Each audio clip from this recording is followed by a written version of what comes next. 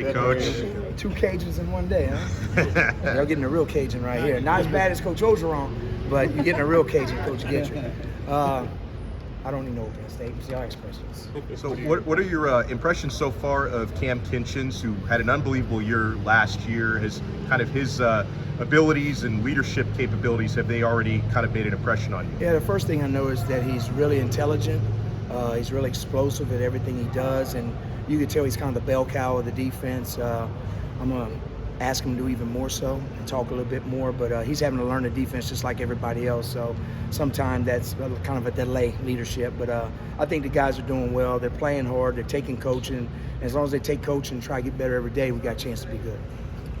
Coach Caleb's went to the freshman. It seems like he's one of the biggest safeties out there. What are your impressions of him so far? He's young. He doesn't know a lot yet, but he's a hitter. I watched this film come out of high school. He does some good things. Whenever the ball's in play, he plays a lot better. When you break it down into passing and more of the drill stuff, he struggles a little bit. But when the ball's in play, he knows how to play football. So we'll just take it step by step and see how much that he can get better and see where he's going to fit in this summer and in the fall.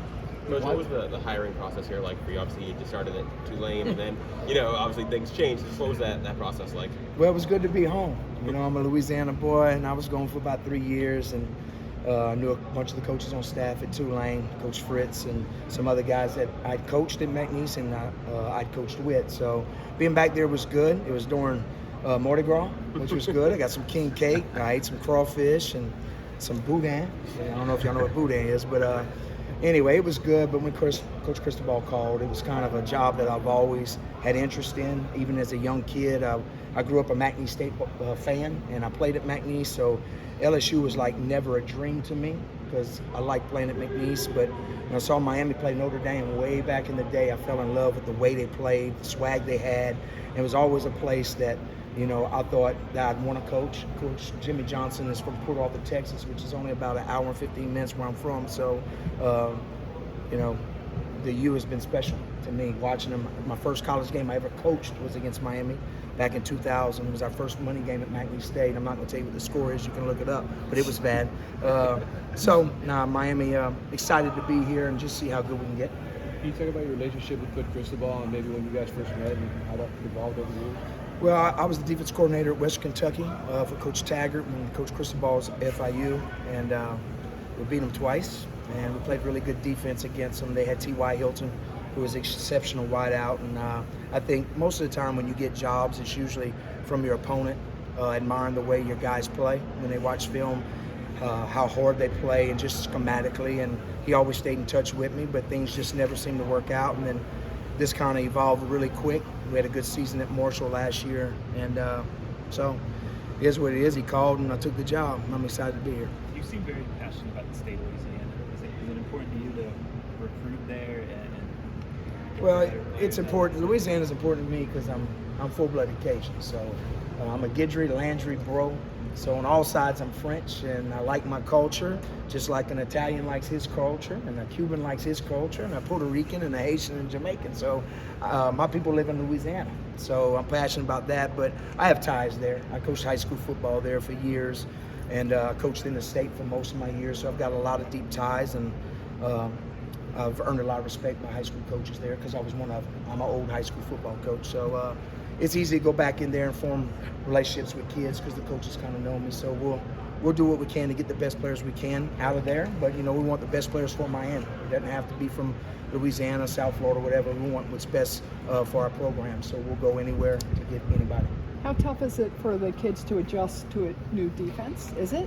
It's always tough, but experienced guys usually translate a little quicker because they say like this is like this. So they have to kind of flip things in their mind.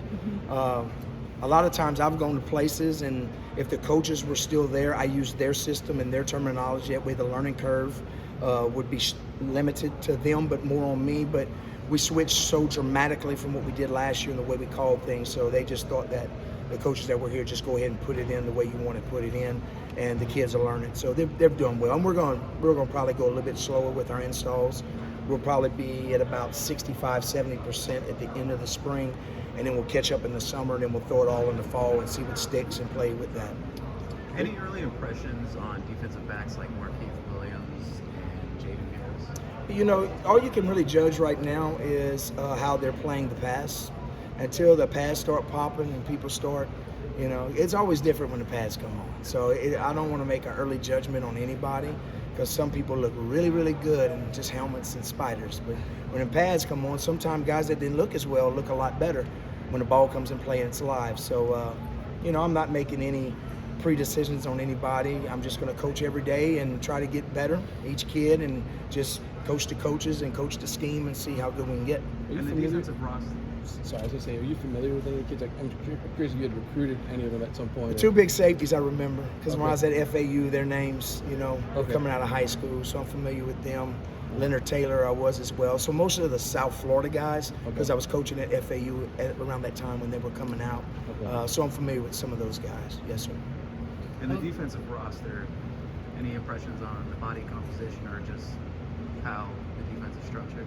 Well, we've got some defensive linemen that are out right now. I mean, probably 4 of the starters, I mean, on paper. So, and then the big safety's out, of course. And so you got different guys that are out. And we'll add them in the summer when they're healthy, and then we'll see what we got. But the good thing is the guys that are backups or fighting for jobs are getting all the reps right now. So you're really building depth, which is a good thing, right? So in the fall when we have more people battling for jobs, we'll do competition every day to try to fight for the starting job every day. We're not going to wait to a scrimmage. Every day we're going to adjust the depth chart, and we're going to fight for positions every day. It's the only way I know how to do it.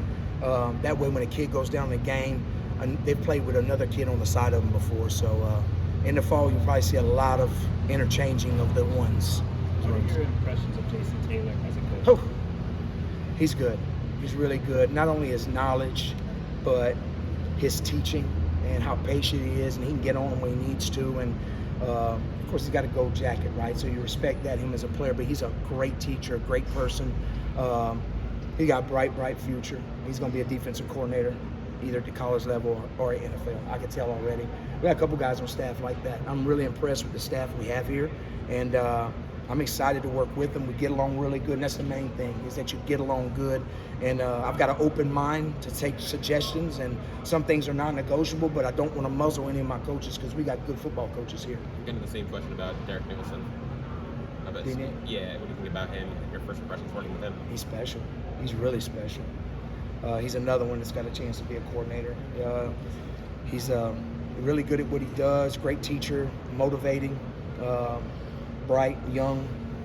He's been to some big places, been around different good coaches, you know, so I really like him as well. Coach Adai's doing a great, they're all doing good. Coach Adai's really, really smart as well. So I'm excited to work with these guys, really am. Your defenses are known for different looks, sometimes a bit unorthodox. Talk about how you've developed your schemes. You know, people say that we run a hybrid defense, a 2-4-5, and it's not. It's 2 defensive ends that are standing up. They look like outside backers. And a lot of times we stand up so that we can see where the back's at, in case the back jumps, because we got different assignments. But it's 4 down linemen, 2 backs, and 5 DBs. Now we will go 4-3 with 3 backers when they go heavy personnel, but it's not what people write stories about. They're wrong. Sorry. I'm not innovative in that way. I'm sorry. I'm a real guy. I'm going to tell you the truth. But the defensive ends just stand up. And we do a lot of different things with them. You know, we could drop them. We could rush them.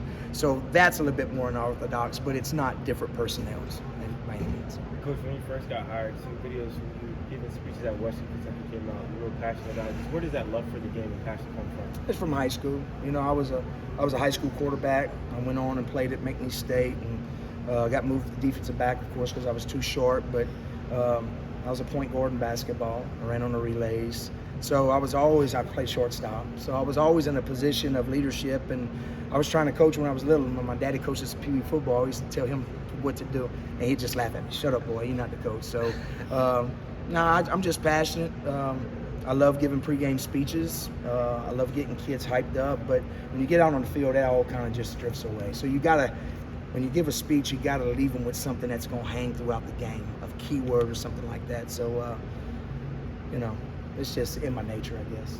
Coach, a few more questions. I talked to a couple of former players in March, and he told me that you're really good at just making adjustments. If something's going wrong, I think there was a game you guys fell behind 21-0 and gave up 3 points the rest of the game. Where does that come from? What would you say your influence on that? Well, I've been a defense coordinator for a long time, and I've seen football evolve. So the things I do now, there's a story behind it and the why. And a lot of young guys that grow up now in coaching, they know where we're at in football for a scheme, but they don't know how it got there. So when things don't go as planned, you got to fall back on experiences. So the more times you did something and the further you can go back, football just cycles. So my high school days, some of the best coaches I've ever been around is high school football coaches, because you got to coach a freshman the same as the senior, but you got to kind of develop them at different ways. The freshman don't know anything, whereas the senior might be a 5-star. So you got to be on different levels, and you just through experience, and so everything kind of rewinds back in my head. When I see something, I say, oh, I've seen that before, I know what to go to. And I don't copy anybody's defense. I kind of learned a little bit from everybody, kind of made it my own so I can adjust for what I'm doing, so. Coach, your fifth DB, does he have a special name? We've seen different terminology. We call him a star. So we have a sandbacker in the 4-3, and the star be the nickel. He's kind of a hybrid corner safety. He's got to cover like a corner, but he's got to be able to tackle like a safety. So that's always a dynamic spot in the defense, because it can make you multiple. Because people most of the time are with 1 tight end and 3 wides, right? When they go 2 tight ends, then you match the bigger personnels with it to the 4-3. So that guy's really important in defense, and he either comes from a corner or he comes from a safety, athletic safety. Right now, can you say who's been kind of working? TC's been the guy. He's been in there. Also, Harris has been in there. And we haven't worked enough corners in there yet, but in the summertime, we'll probably start to create some more depth there. First 2 days, we've kind of been all base. Wesley's been the sandbacker. But we'll get into nickel on Thursday, I should say. It'll be more nickel based then.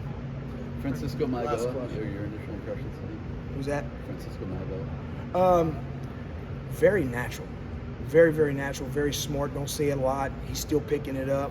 But he's one of the more natural guys that we have, I think. I'm excited when the pads come on to see what that's going to look like. But yeah, I've been really impressed with him. So I'm excited to see how much better he can get as he learns the scheme. Thank you very much, Coach. Thank you.